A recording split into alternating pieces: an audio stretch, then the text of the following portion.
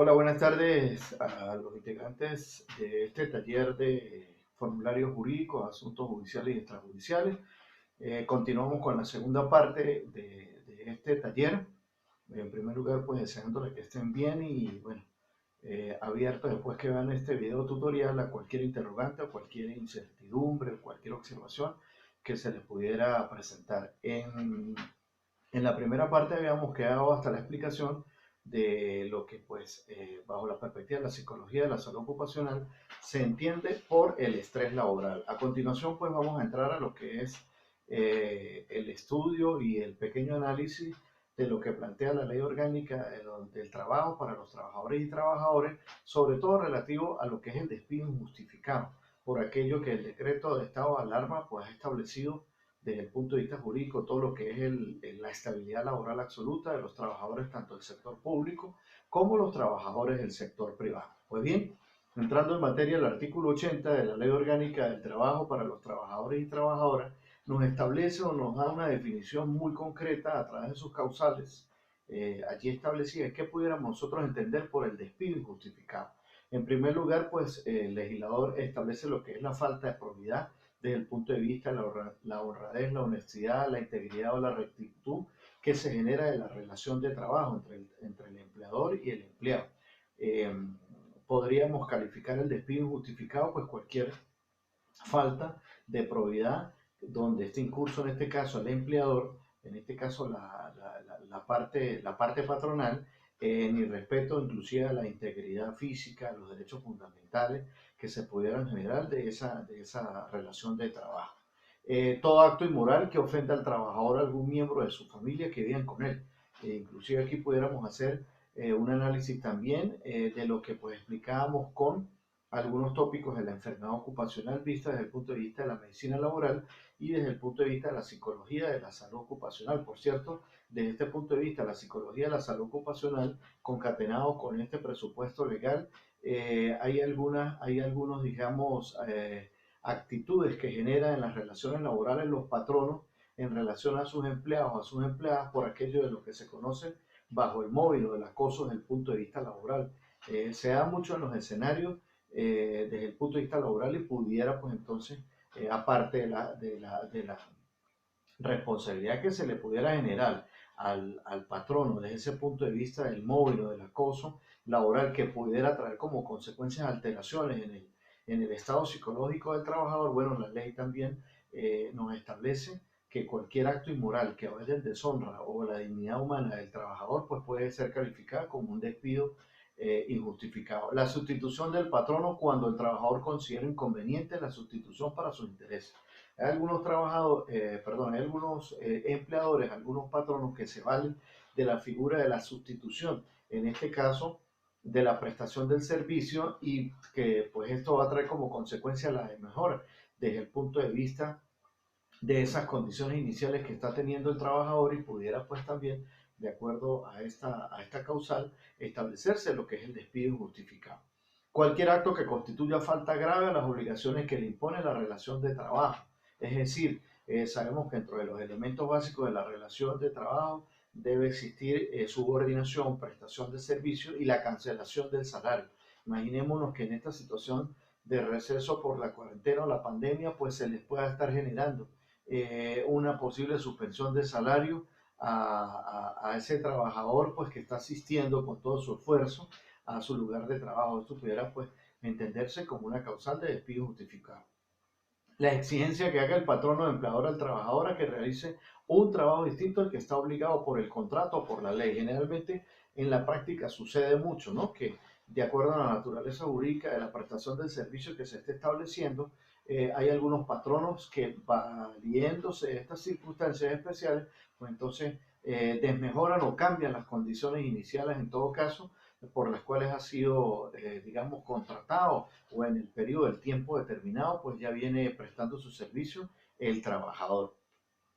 La reducción del salario, lo acaba de explicar, de esos cambios de condiciones iniciales que se le pudieran generar al trabajador, al empleado, producto de esa falta de probidad, respeto debido del patrono hacia la relación laboral. El cambio arbitrario del horario de trabajo, por ejemplo, en este espacio de contingencia, pues también estamos viendo que se están generando,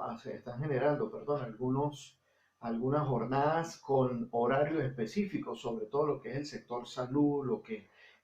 trabajan en farmacias, los que trabajan en algunas clínicas, el personal de enfermería, están sometidos a horarios de contingencia, digámoslo así, los que trabajan en panadería, en supermercados, y, y atentos con cualquier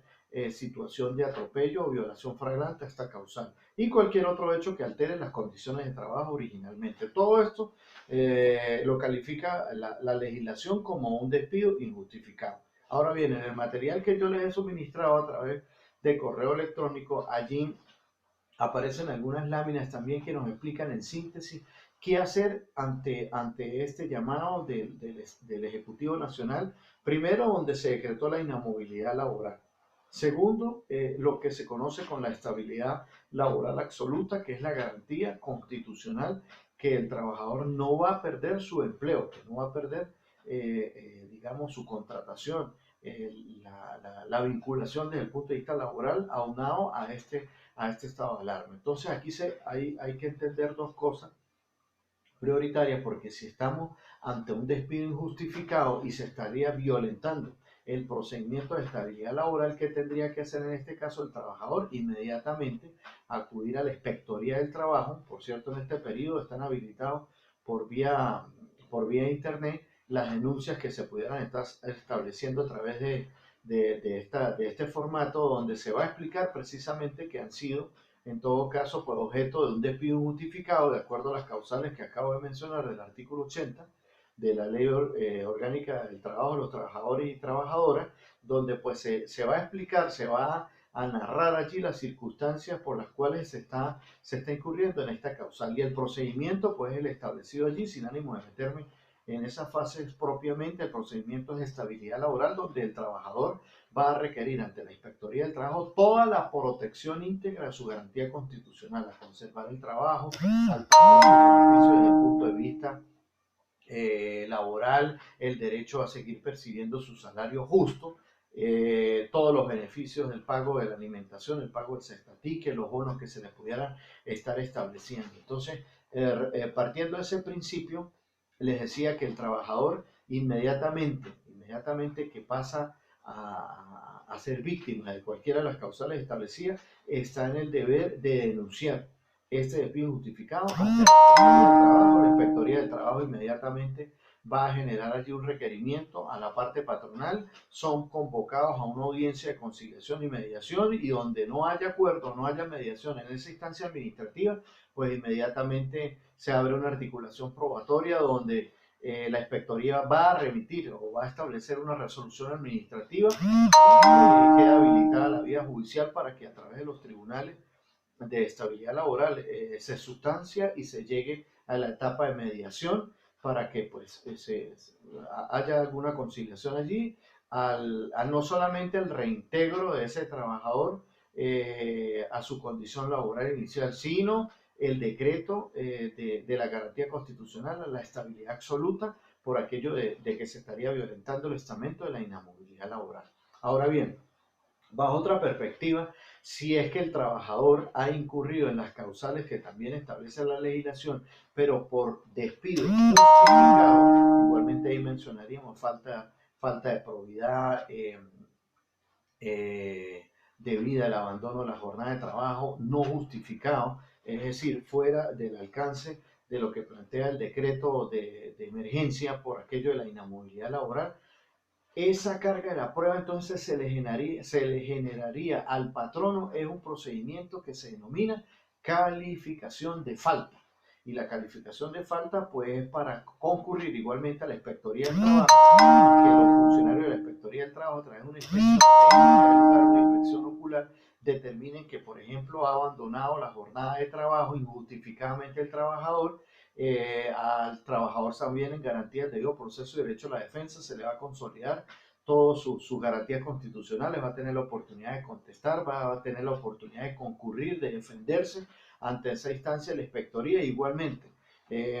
se puede abrir una articulación probatoria de acuerdo a los principios de libertad de prueba que establece el Código de Procedimiento Civil, el Código Civil, hasta llegar a una decisión en orden administrativo, quedando habilitada la vía judicial en todo caso ante los tribunales de primera instancia de mediación sustanciación en el procedimiento propiamente judicial eh,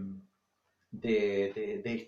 instancia laboral. Entonces, en este sentido, pues concluimos que hay que tener cuidado cuando hay que calificar la falta por despido justificado y cuando pues estamos en curso en la violación flagrante del estatus de inamovilidad laboral y que trae como consecuencia pues toda la omisión, toda la inaplicabilidad de lo que se conoce como la institución de la estabilidad laboral. Otro de los tópicos que yo pues les quise presentar a ustedes en el trámite de asuntos judiciales y extrajudiciales tiene que ver con las estrategias de conciliación y, ¿por qué no?, algunas, digamos, acciones de mediación y conciliación que se pueden establecer y que parten del decreto de estado de alarma y que tienen que ver en materia inquilinaria, que es muy delicado y se les va a presentar a ustedes en el ejercicio profesional bastante demanda, lo que tendríamos que hacer como asesores jurídicos si se nos presenta. Primero, el cese en el cumplimiento de los cánones de arrendamiento o lo que tiene que ver propiamente con el estado de alarma, que es la suspensión por el término de 6 meses mínimo hasta el 1 de septiembre del año 2020 de los cánones de arrendamiento para aquellas relaciones o vínculos contractuales desde el punto de vista de inmuebles sometidos a uso comercial o del área residencial o como lo establece el decreto de estado de alarma, aquellas viviendas destinadas como vivienda principal. Pues bien, yo quería en síntesis compartir, de acuerdo a la presentación de las diapositivas que tienen cada uno en sus correos electrónicos, que hay que tener en cuenta antes estas estrategias de mediación y conciliación que lo prevé el decreto. En primer lugar, que el propietario sigue ejerciendo su derecho a la propiedad. ¿Sí? Porque hay en el tapete algunas circunstancias por allí que se están presentando en el debate y no que pues el débil jurídico, supuestamente el arrendatario va a sacar partida de esto, no. Se sigue garantizando el derecho a la propiedad establecido en el artículo 115 de la Constitución Nacional, se sigue garantizando el derecho al arrendatario del uso, goce y disfrute en la relación arrendaticia por este periodo y que se puedan otorgar en este tiempo, en este lapso, renovaciones, se venció el contrato de arrendamiento a tiempo determinado, indeterminado, bueno, el decreto permite que entre las partes se lleguen a acuerdos y los acuerdos, pues, sabemos que la dinámica allí es la cesión a través de recíprocas concesiones, inclusive un instrumento privado, donde las partes de mutuo y de amistoso acuerdo hemos convenido en celebrar las siguientes concesiones a través de estas cláusulas. Entonces, por ejemplo, si se venía cobrando el 100% del alquiler, bueno, pues el arrendatario y el arrendador pueden convenir en la satisfacción de un 30 o un 50% y renovar o reestructurar o refinanciar todos aquellos,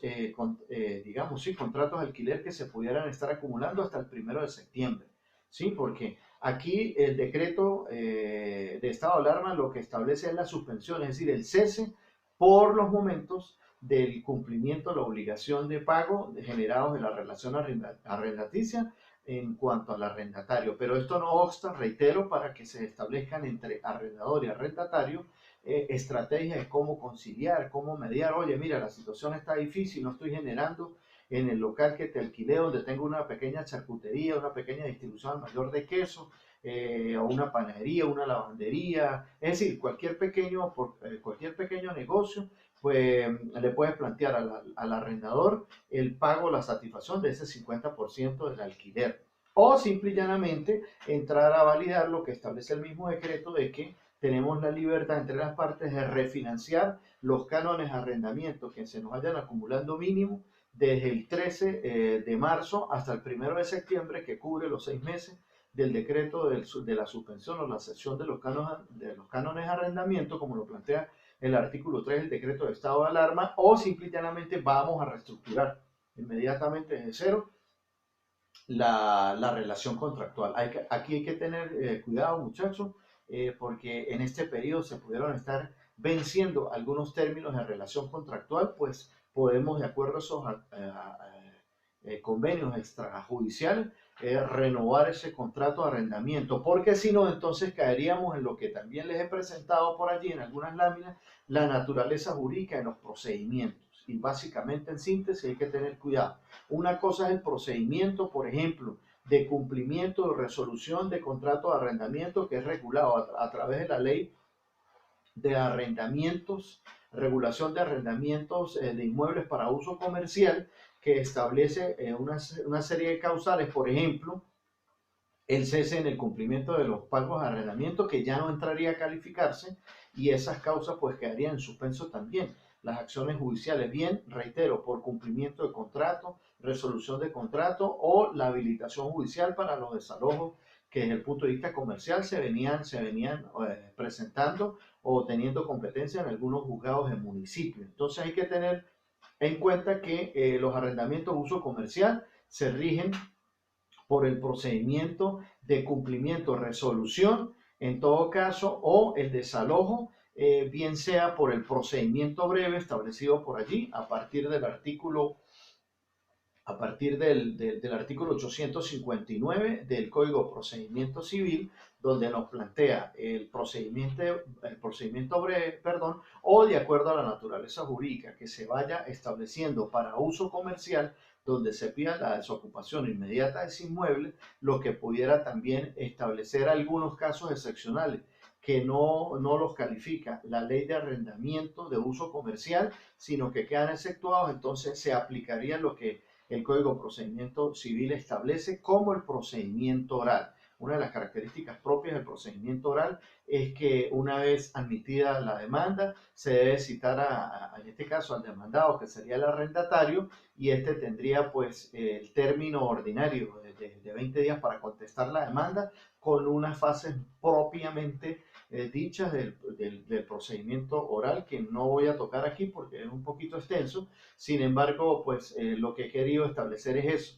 la distinción de la naturaleza jurídica del procedimiento, porque en materia de desocupación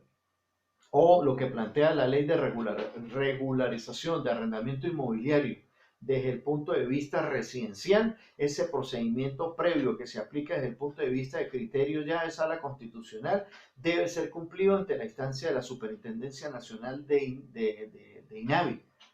perdón, de vivienda, que queda casualmente en las instituciones que hemos conocido como INAVI. Entonces, ese procedimiento previo administrativo es quizás un requisito sine qua non para que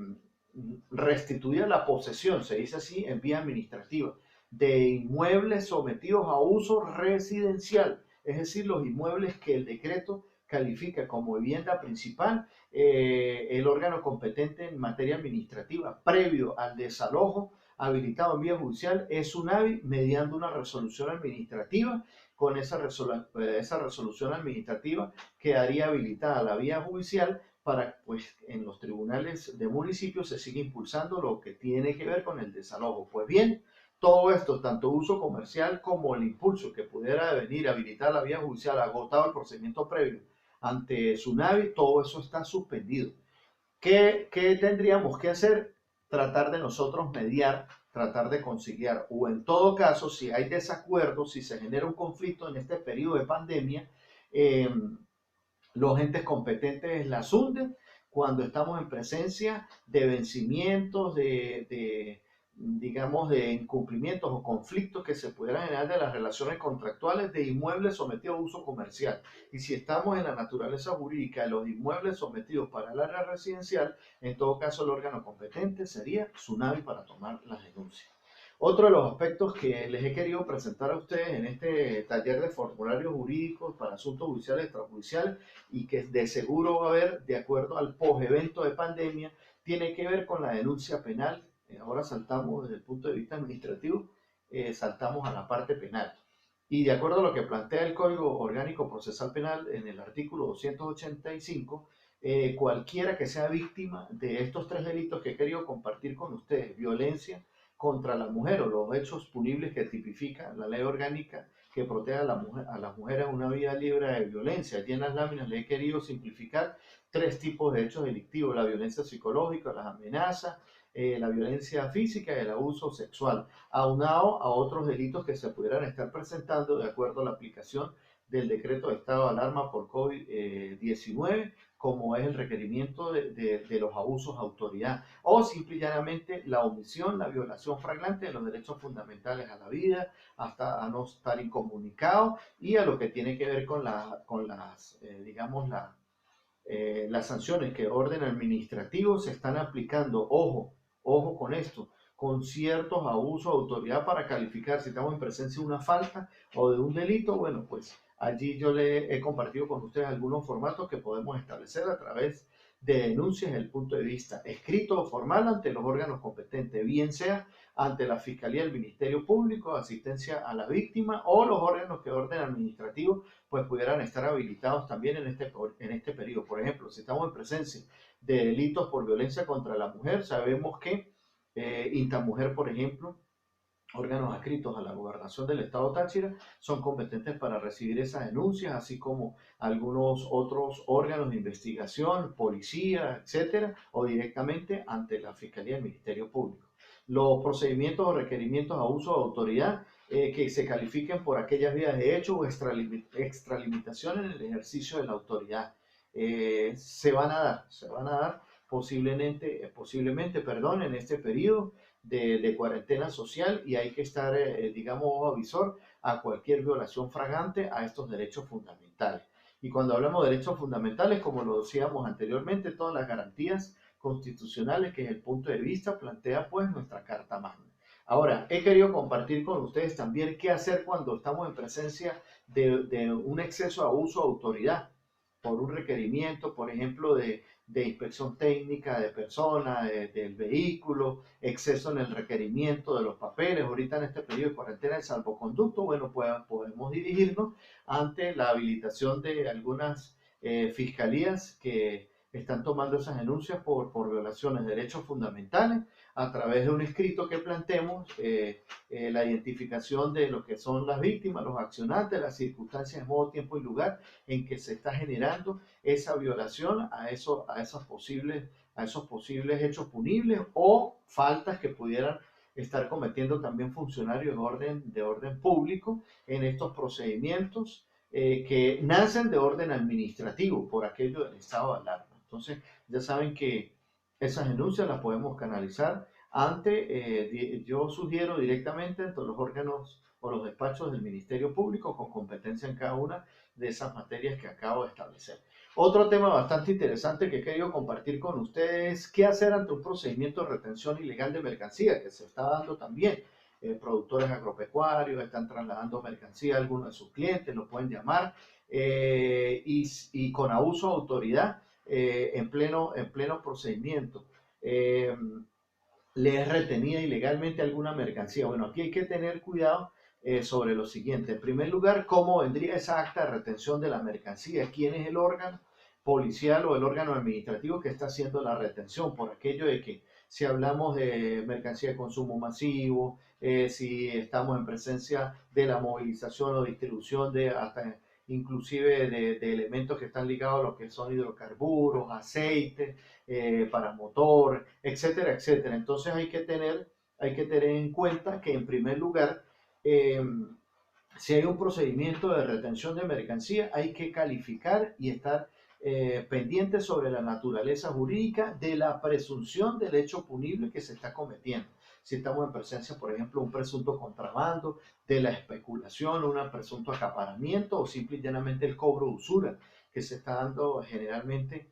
aquí en el estado Táchira por el periodo de cuarentena. Y bueno, ¿qué hacer? ¿A dónde lo denunciamos? O simple y llanamente, ¿cuáles serían los mecanismos de defensa que tendríamos nosotros si somos llamados por un cliente para decir, oye, a través de un procedimiento que consideramos ilegal, me fue retenida ilegalmente una mercancía, por ejemplo, con funcionarios adscritos al SAA, Contraloría Sanitaria, Sencamer, dando, por ejemplo, supuestamente cumplimiento a providencias administrativas emanadas del CENIA, de la SUNDE, etcétera, etcétera. Hay que tener cuidado que en garantía del debido proceso, derecho a la defensa y la presunción de inocencia, artículo 49 de la Constitución Nacional, y dependiendo si nos pudieran estar calificando un presunto hecho de contrabando, especulación, acaparamiento o usura, hay que atacar directamente lo del acta de retención de mercancías. ¿Por qué? Porque generalmente allí es donde se materializan eh, la mayoría de los, digamos, de las violaciones flagrantes al procedimiento, que en todo caso debe ser garantista, ¿sí? Inclusive después que hay las retenciones de las mercancías, ponen esas actas policiales a firmar al presunto dueño o el que estaba transportando esa mercancía que se le garantizaron todos los derechos desde el punto de vista constitucional todo fue conforme con la Constitución. Recordemos que todo ese tipo de declaración o manifestación de voluntad, desde el punto de vista procesal penal, hay que atacarlo inmediatamente y exigir la nulidad absoluta de esos procedimientos, porque se estaría en flagrante violación a los principios contemplados en cada una de estas leyes. ¿Cuáles podrían ser en orden administrativo esos primeros requerimientos? Bueno, en las láminas se los presenté como medios de impugnación. Si estamos en vía ordinaria, ante una posible retención por algún organismo, por ejemplo el CENIAT, pues podríamos agotar la vía administrativa a través de la interposición de esa acta de retención que tiene efectos de orden administrativo, un recurso de reconciliación o un recurso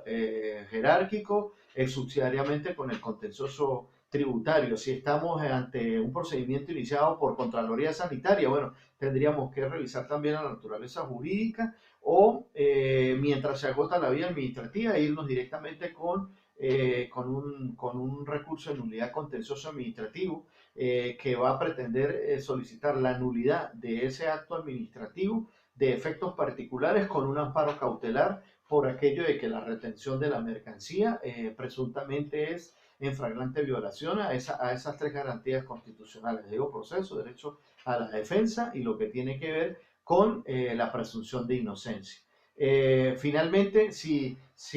tiene o salta al campo desde el punto de vista penal esa presunta retención, porque estaríamos en presencia de algunos delitos de extracción, por ejemplo, de presunto combustible, etcétera, etcétera. Habría que ver la naturaleza jurídica como tal, el mismo delito de usura que salta al campo del derecho penal, pues todos los medios de impugnación pudiéramos estarlos estableciendo conjuntamente con lo que expliqué en la lámina anterior. Presunto abuso de autoridad, presunta violación a derechos fundamentales, porque si bien es cierto, están restringidas algunas garantías de orden constitucional desde el punto de vista del estado de alarma, la libertad a la actividad comercial, al libre desenvolvimiento de la personalidad está en todo caso allí en discusión, ¿no? En todo caso allí en discusión, porque si bien es cierto, no estaríamos en el sector primario que está validado para ejercer la actividad desde el punto de vista de comercial, de servicio, etcétera, dentro del campo del estado de alarma, pues ya el foro venezolano está abierto a discusiones y se están presentando en muchos estados de Venezuela violaciones flagrantes a lo que tiene que ver con estas garantías constitucionales, que se están presentando muchos abusos de autoridad. Entonces hay que tener cuidado si el hecho califica a la instancia administrativa, contenciosa administrativa o directamente a la instancia penal. Bueno, finalmente quiero compartir con ustedes lo que les he querido presentar bajo la institución del habeas corpus. ¿Qué es el habeas corpus? De acuerdo a lo que sostiene la doctrina y la jurisprudencia desde el punto de vista penal y procesal penal en Venezuela, el habeas corpus no es más que aquel procedimiento jurídico mediante el cual cualquier ciudadano puede comparecer inmediatamente ante el juez competente para que determine sobre la legalidad de una institución que es el arresto, ¿sí?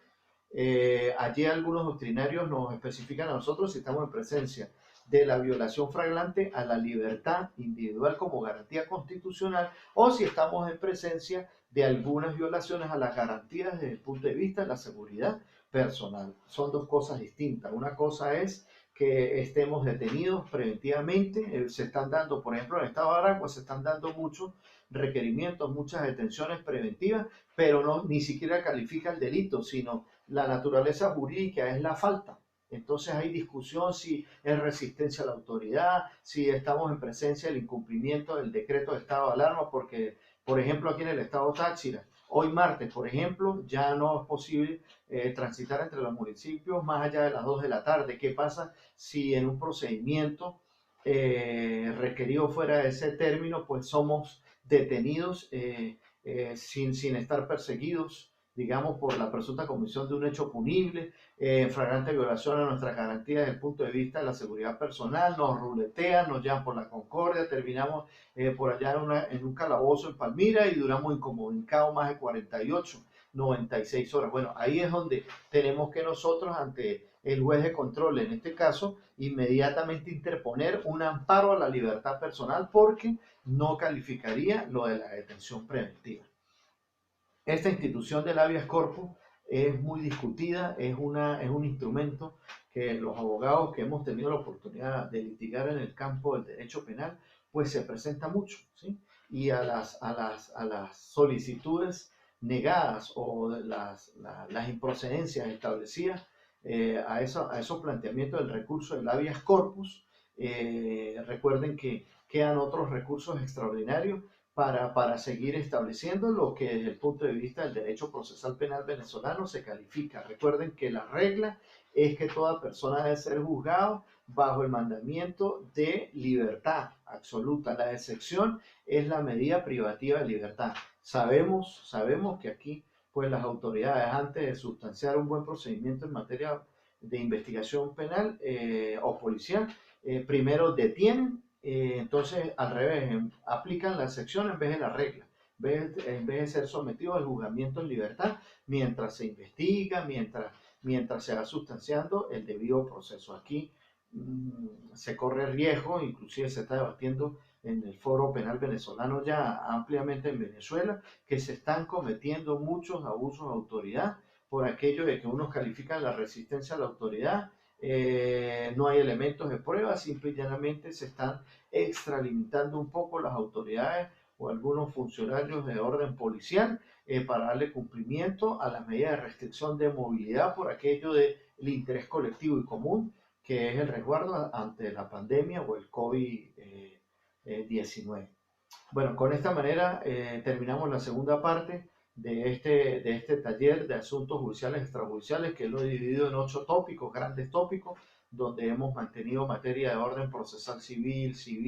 desde el punto de vista del derecho hereditario, derecho de inquilinato, los acuerdos en materia extrajudicial, las instituciones como son la mediación, la conciliación para la resolución de conflictos, el derecho laboral, el derecho desde el punto de vista penal, procesal penal, lo que rigen algunas leyes especiales en materia administrativa, contenciosa administrativa, administrativo penal. Es decir, esta primera parte lo he querido compartir con ustedes como inicié en el primer tutorial, de acuerdo a la experiencia que yo he tenido,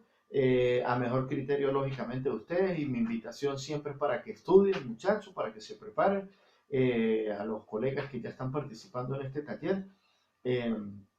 no hay máximas automáticas de aplicar, hay máximas de experiencia y los principios generales del derecho, pero cada caso es concreto, cada situación jurídica es muy particular. Espero que cuando tengan este video tutorial en su espacio, terminemos con una buena retroalimentación y las dudas e interrogantes que se les puedan devenir. Está pendiente en el transcurso de estos días también la entrega del certificado digital y bueno, de mi parte, agradecido por haber participado en esta plataforma que nos convoca también lo del COVID-19 y bueno, todo es aprendizaje, mi salud y mi respeto.